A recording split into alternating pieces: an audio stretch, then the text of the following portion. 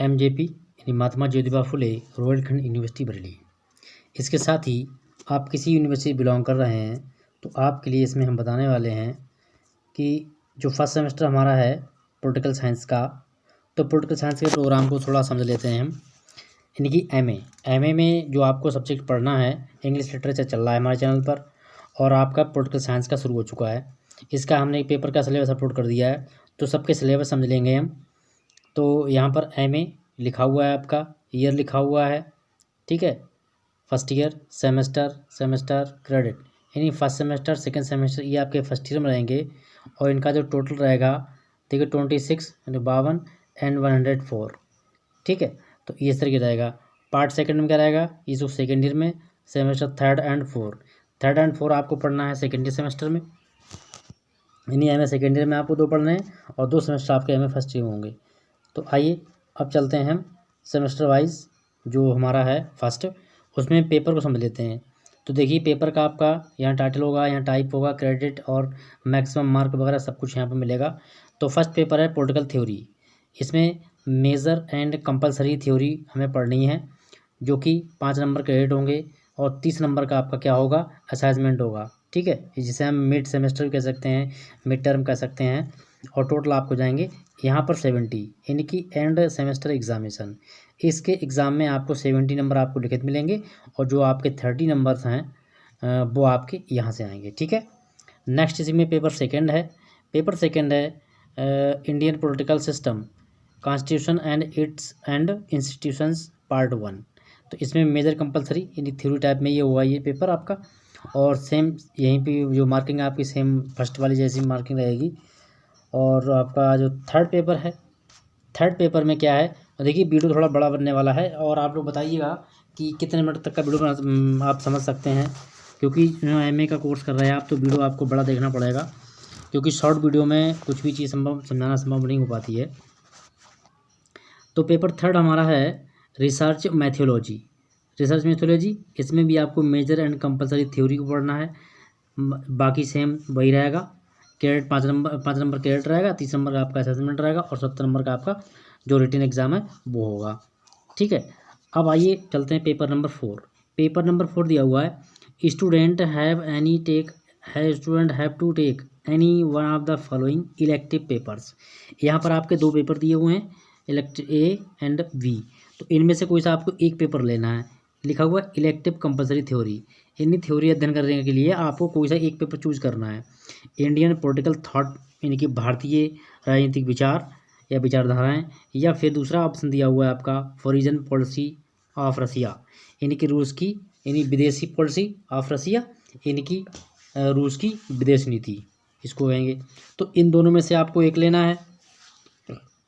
अगर आपका इंटरेस्ट है फॉरेन पॉलिसी को पढ़ने में तो आप यहाँ से बी ले सकते हो, और इंडियन नहीं पढ़ना चाहते हो तो आपको यहाँ पर ए लेना है। क्योंकि फॉरेन पॉलिसी ऑफ रसिया इसका कंटेंट जो है अवेलेबल होना दिक्कत होती है, ठीक है। तो मेरी तरह रहेगी कि आपको जो हमारा इंडियन पॉलिटिकल थॉट है ए वाला ऑप्शन ही चूज करना है। अब आपका यहाँ पर हम पहुँचते हैं तो पेपर 5। देखिए 4 पेपर हो गए आपके। वाइवा एग्जामिनेशन, ठीक है, कंपलसरी 6 एंड 100। तो यहाँ पर क्रेडिट 6 नंबर का रहेगा और कुल मिला के यहाँ के आपके 26 नंबर हो जाते हैं। और यहाँ जो वाइवा है, marks as to awarded by 1 internal and 1 external examiner jointly. तो यहाँ पर आपको 100 नंबर का वाइवा देना होगा और टोटल आपका होता जाके 500, ठीक है। यानी फर्स्ट ईयर आपका जो है वो 500 में कंप्लीट होगा। 500 में मतलब आपका ये 5 पेपर आपके 500 के बन जाएंगे। फर्स्ट सेमेस्टर आपका 500 का रहेगा, ठीक है।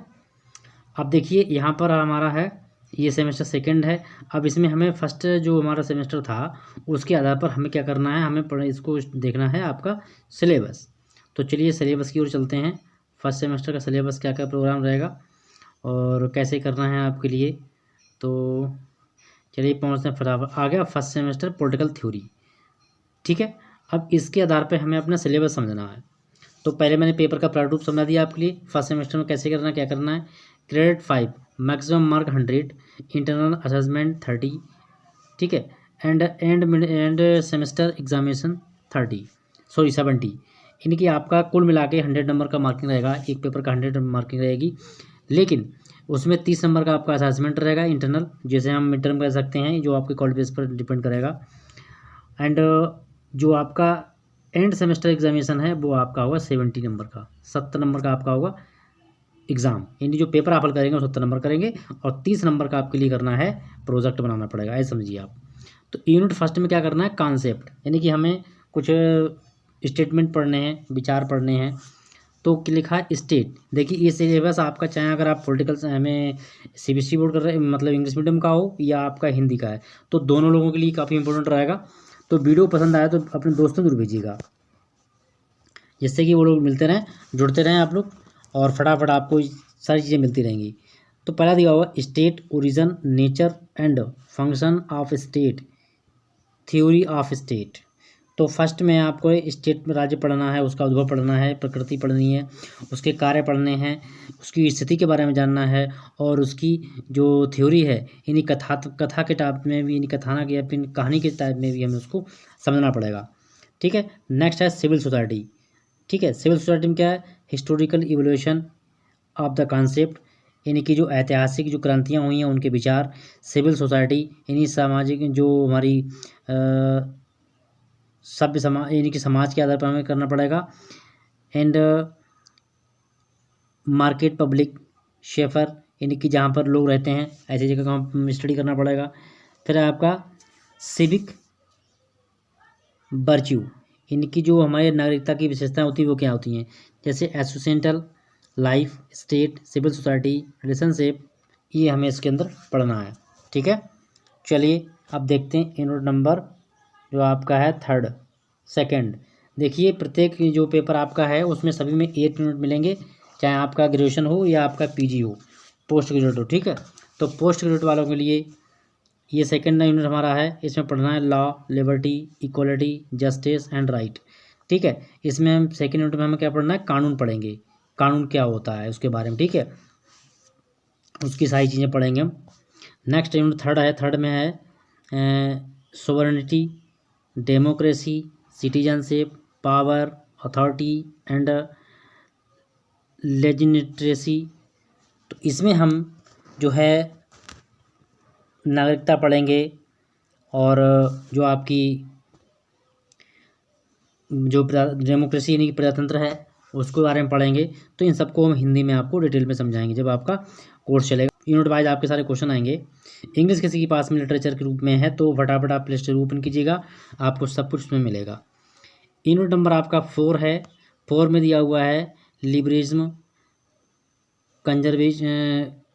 Conservations, nationalism. ठीक है, मल्टीकल्चरलिज्म, यानी कि इसमें हमें ये 4 पॉइंट पढ़ने हैं।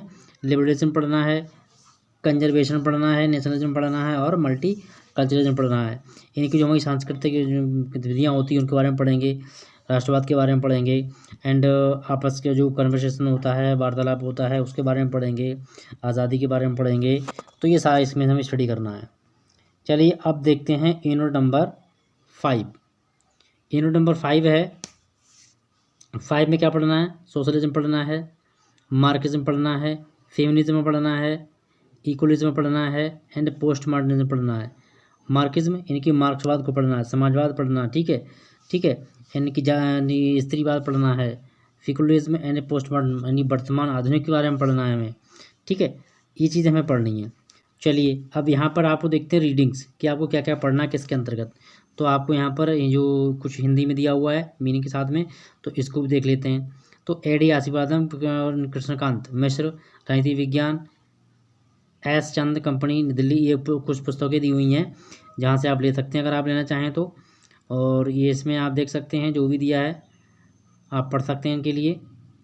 यहाँ पर कुछ पुस्तकें दी हुई, उनके राइटर दिए हुए हैं। देखिए जॉन डिवर्ड, वॉनजैन होमिंग एंड एनी फिलिप। ठीक है, तो ये क्या है, आपके ये राजनीति विज्ञान जो आप पढ़ रहे हो, आपका जो MA फर्स्ट सेमेस्टर है उसके आधार पर इसको आपको पढ़ना है। ठीक है, अपने दोस्तों में ज़रूर शेयर कीजिएगा क्योंकि एग्ज़ाम बहुत जल्द आने वाला है